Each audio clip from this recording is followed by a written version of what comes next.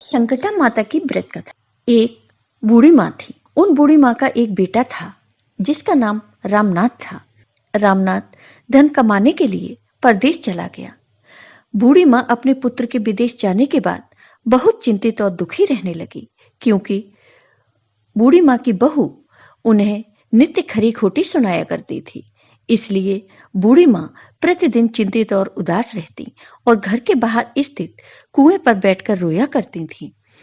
बूढ़ी माँ का यह क्रम रोज चलता रहा। एक दिन कुएं में से दिए की माँ नामक एक स्त्री निकली और उसने बूढ़ी माँ से पूछा, बूढ़ी माँ, तुम इस तरह बैठकर क्यों रोती हो? तुम्हें किस बात का कष्ट है? तुम मुझे अपना दुख बताओ, मैं तुम्हारे दुख दूर करने का प्रयत्न करूंगी। बूढ़ी माँ ने उन स्त्री का प्रश्न सुनकर कोई भी जवाब नहीं दिया और रोती ही रही। दिए की माँ बार बार एक ही प्रश्न दोहराई जा रही थी। वह बूढ़ी माँ इस बात से झुंझुला थी। उन बूढ़ी माँ ने दिए की माँ से कहा, तुम मुझसे बार बार ऐसा क्यों पूछ रही हो? क्या सचमुच ही तुम मेरा दुख जानकर उसे दूर कर दोगी? बूढ़ी माँ की बात सुनकर दिए की माँ ने उत्तर दिया, मैं अवश्य ही तुम्हारे कष्टों को दूर करने का प्रयत्न करूंगी। बूढ़ी माँ ने दिए की माँ का ऐसा आश्वासन पाकर कहा, मेरा बेटा कमाने के लिए परदेश चला गया है। उसके पीछे मेरी बहू मुझे बहुत बुरा भला कहती है, मुझे बहुत परेशान करती है। यही मेरे दुख का कारण है। बूढ़ी माँ की बात सुनकर दिए की माँ ने कहा, यहाँ के वन में संकटा माता रहती हैं। तुम अपना दुख उन्हें सुनाकर कष्ट से छुटकारा पाने के लिए प्रार्थना करो। माँ बहुत दयालु हैं, दुखियों के प्रति बहुत सहानुभूति रखती हैं। निसंतानों को संतान, निर्धनों को धनवान, निर्बल को बलवान और अभागों को भाग्यवान बनाती हैं। उनकी कृपा से सौभाग्यवती स्त्रियों का सौभाग्य अचल हो जाता है। कुंवारी कन्याओं को अपने इच्छित वर की प्राप्ति होती है। रोगी अपने रोग से मुक्त होते हैं। इसके अलावा जो भी मनोकामना हो वह सभी को पूरा करती हैं। इसमें कोई भी संदेह नहीं है। दिए की माँ से ऐसी बात को सुनकर बूढ़ी माँ संकटा माँ के पास गई और उनके चरणों पर गिरकर रोने लगी। संकटा माता ने बड़े ही दयालु होकर बूढ़ी माँ से पूछा, तुम किस कारण इतने दुख से बार बार रोती रहती हो? तब बूढ़ी माँ ने कहा, हे माता, आप तो सब कुछ जानती हो, आपसे तो कुछ भी छिपा नहीं है। आप मेरे दुख को दूर करने का आश्वासन दें तो मैं अपने दुख आपको सुनाऊं। बूढ़ी माँ की बात सुनकर संकटा माता ने कहा, मुझे पहले अपने दुख का कारण बताओ। दुखियों का दुख दूर करना ही मेरा काम है। संकटा माता के ऐसा कहने पर बूढ़ी माँ ने कहा, हे माता, मेरा लड़का परदेश चला गया है। उसके घर में न रहने से मेरी बहू मुझे तरह तरह की बातें सुनाया करती है, मुझे बहुत परेशान करती है। उसकी बातें मुझसे सहन नहीं होती। इसी कारण परेशान होकर मैं बार बार रोया करती हूँ। बूढ़ी माँ की इस दर्द भरी कहानी को सुनकर संकटा माता ने कहा, तुम घर जाकर मेरे लिए मन्नत मांगकर मेरी पूजा करो। इससे तुम्हारा लड़का सकुशल घर वापस आ जाएगा। मेरी पूजा के दिन सुहागन स्त्रियों को आमंत्रित कर उन्हें भोजन कराना। ऐसा करने से तुम्हारा लड़का अवश्य तुम्हारे पास आ जाएगा। संकटा माता के कहे अनुसार उस बूढ़ी माँ ने मनौती मांगकर पूजा की और सुहागिन स्त्रियों को भोजन के लिए आमंत्रित किया। परंतु विचित्र बात यह हुई कि जब बूढ़ी माँ ने स्त्रियों के लिए लड्डू बनाने शुरू किए तो उससे 7 की जगह 8 लड्डू बन गए। इस बात से बूढ़ी माँ बहुत ही असमंजस में पड़ गई। ऐसा होने का क्या कारण है? कहीं मुझसे गिनने में तो गलती नहीं हो रही, अथवा अपने आप 8 लड्डू बन जाने का कोई अन्य कारण है। उसी समय संकटा माता एक वृद्ध स्त्री के रूप में बूढ़ी माँ के सामने प्रकट हुई और बूढ़ी माँ से पूछा, क्यों आज क्यों बहन, आज तुम्हारे यहाँ कोई उत्सव है क्या? यह सुनकर बूढ़ी माँ बोली, आज मैंने संकटा माता की पूजा की है और सुहागिन स्त्रियों को भोजन के लिए आमंत्रित किया है, किंतु जब गिनकर 7 लड्डू बनाती हूँ तो वो लड्डू अपने आप ही 8 बन जाते हैं। मैं इसी बात से चिंता में पड़ गई हूँ।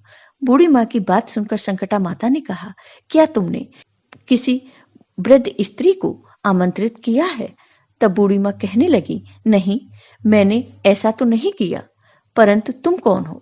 संकटा माता ने कहा, मैं बूढ़ी स्त्री हूं, मुझे ही आमंत्रित कर लो। ऐसा सुनकर बूढ़ी माँ ने उस वृद्ध स्त्री रूपधारी संकटा माता को भोजन के लिए आमंत्रित कर लिया। इसके बाद बूढ़ी माँ के घर पर सभी आमंत्रित सुहागनें आ पहुंची और बूढ़ी माँ ने सबको लड्डू तथा अन्य मिठाई आदि का भोजन कराया। इससे संकटा माता उस बूढ़ी माँ पर बहुत प्रसन्न हुई और माता की कृपा से उस बूढ़ी माँ के बेटे के मन में अपनी माता और पत्नी से मिलने की इच्छा उत्पन्न हुई और वह अपने घर के लिए चल दिया।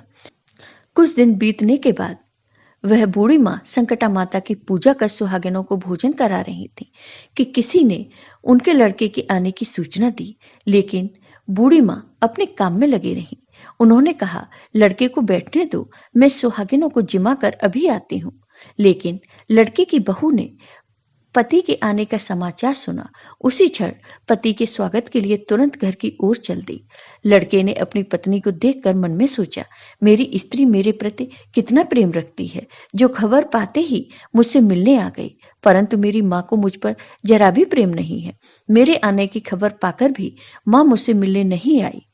जब पूजा का काम समाप्त हो गया, सभी सुहागिनें भोजन करके अपने अपने घर को लौट गईं। तब बूढ़ी माँ अपने बेटे से मिलने के लिए उसके पास पहुंची। माँ के आने पर लड़के ने पूछा, माँ अब तक कहाँ थीं? तब माँ ने कहा, बेटा मैंने तुम्हारी कुशलता के लिए संकटा माता से मनौती मांग रखी थी, उसी को पूरा करने के लिए सुहागिनें जिमा रही थी। संकटा माता की कृपा से उसका मन अपनी पत्नी से हट गया। उसने माँ से कहा, माँ या तो मैं यहाँ रहूंगा या यह रहेगी। बूढ़ी माँ ने कहा, बेटा तुम्हें मैंने बड़ी कठिन तपस्या से पाया है, इसलिए तुम्हें छोड़ नहीं सकती। इसलिए चाहे बहू का त्याग भी करना पड़े, मैं कर सकती हूँ। अतः लड़के ने अपनी स्त्री को घर से निकाल दिया। घर से निकलकर वह बाहर आई तो बहुत दुखी मन से एक पीपल के पेड़ के नीचे बैठकर रोने लगी। एक राजा उधर से जा रहा था। उसे रोता हुआ देखकर राजा रुका और पूछा, तुम क्यों रो रही हो? तब उसने अपनी सारी व्यथा राजा को कह सुनाई। राजा ने कहा, आज से तुम मेरी धर्म की बहन हो, इसलिए रो मत। मैं तुम्हारे सभी कष्टों को दूर करने का प्रयास करूंगा।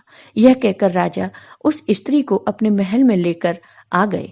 महल जाकर राजा ने रानी को सारी कथा सुनाई और रानी को कहा, देखो आज से यह मेरी धर्म की बहन है, इसी महल में रहेगी और इसको किसी भी प्रकार का कष्ट नहीं होना चाहिए।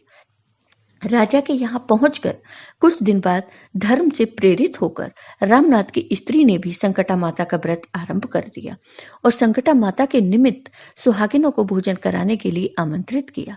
उसने रानी को भी आमंत्रित किया। जब सभी सुहागिनें लड्डू खाने लगी तो रानी ने कहा, मुझे तो रबड़ी मलाई और स्वादिष्ट मिष्ठान ही हजम होते हैं, यह पत्थर समान लड्डू कैसे हजम होंगे? ऐसी अवहेलनापूर्ण बातें कहकर रानी ने लड्डू खाने से मना कर दिया। कुछ समय बाद संकटा माता की कृपा से रामनाथ अपनी पत्नी को खोजते हुए राजा के महल में आया। वहां आकर अपनी पत्नी को संकटा माता की पूजा करते हुए देखा तो संकटा माता को हाथ जोड़कर प्रणाम किया और अपनी पत्नी से कहा, प्रिय मेरे अपराध को क्षमा करो। पत्नी ने कहा, नाथ यह सब प्रारब्ध से ही होता है, इसमें आपका कोई दोष नहीं है। आप मेरे ईश्वर रूपी हो, मेरे ही अपराध को क्षमा करें। यह कहकर दोनों ने विधि पूर्वक संकटा माता की व्रत कथा सुनी, संकटा माता की पूजा की। पूजा को समाप्त कर सुहागिनों को जिमा कर दोनों पति पत्नी अपने घर की ओर प्रस्थान के लिए तैयार हुए। जाते समय रामनाथ की स्त्री ने राजा रानी से कहा, जब मुझ पर दुख पड़ा था तो आप लोगों ने धर्म बहन बनाकर मुझे आश्रय दिया। यदि आपको किसी भी तरह की सहायता की आवश्यकता हो तो मेरी कुटिया में निसंकोच चले आना। ऐसा कहकर दोनों पति पत्नी अपने घर चले गए। संकटा माता के प्रसाद का निरादर करने के कारण रानी पर भारी संकट आ गया। रामनाथ की बहू के जाते ही उनका राजपाट नष्ट हो गया। ऐसी विपत्ति में पड़कर रानी ने राजा से कहा, न मालूम वह तुम्हारी धर्म की बहन कैसी थी, उसके यहाँ से जाते ही सब कुछ नष्ट हो गया। रानी ने राजा से कहा, जाते समय वह कह गई थी कि जब मेरे पर कष्ट पड़ा था तब मैं तुम्हारे यहाँ आई और तुम्हारे ऊपर कोई भी कष्ट पड़े तो तुम मेरे घर चले आना, इसलिए हम दोनों को उसके यहाँ ही चलना चाहिए। ऐसा विचार कर राजा रानी दोनों ही अपनी धर्म बहन के घर गए। वहां जाकर रानी ने कहा, बहन तुम्हारे जाते ही ऐसा क्यों हो गया? हमारी सारी संपत्ति नष्ट हो गई, हम लोग बहुत परेशानी में पड़े हुए हैं। रानी की बात सुनकर रामनाथ की पत्नी ने कहा, बहन मैं तो कुछ नहीं जानती, मेरी तो सब करता धरता संकटा माता है, इसके अतिरिक्त कोई दूसरा नहीं। इसलिए मेरी राय में तुम्हें संकटा माता से अपनी भूलों के लिए क्षमा मांगनी चाहिए। उन्हीं की मान मनौती से तुम्हारा काम बन जाएगा। तुम्हारे सारे बिगड़े काम अपने आप सुधर जाएंगे। रामनाथ की पत्नी की बातें सुनकर रानी ने श्रद्धा पूर्वक संकटा माता का व्रत किया और सुहागिनों को जिमाकर अनजाने में हुई अपनी सब भूलों के लिए संकटा माता से बार बार क्षमा मांगी। रानी के ऐसा करते ही संकटा माता प्रसन्न हो गई और रात में रानी को स्वप्न में कहा कि तुम दोनों पति पत्नी अपने महल को चले जाओ। वहां जाकर मेरी पूजा करना, मेरे निमित्त सुहागिनों को जिमाना। ऐसा करने से तुम्हारा गया हुआ राजपाट तुम्हें दोबारा वापस मिल जाएगा। सुबह होते ही रानी ने अपने स्वप्न की बात राजा को बताई। रानी की बात सुनते ही राजा उसी क्षण रानी को साथ लेकर अपने महल की ओर चल दिए। महल में आने के बाद राजा रानी ने संकटा माता के कहे अनुसार पूर्ण भक्ति भाव से संकटा माता की पूजा की और सुहागिनों को भोजन कराया। ऐसा करने से उनका बिगड़ा हुआ सारा समय सुधर गया और सारा राज्यपाट उन्हें वापस मिल गया और वे पहले की तरह राज्य भोगने लगे। जय हो संकटा माता की। आपको ये वीडियो पसंद आया हो तो लाइक कीजिए, शेयर कीजिए और मेरे चैनल को सब्सक्राइब कीजिए। साथ ही बेल आइकॉन पर क्लिक जरूर कीजिए जिससे हमारे वीडियो के नोटिफिकेशन आपको मिलते रहे। धन्यवाद दोस्तों।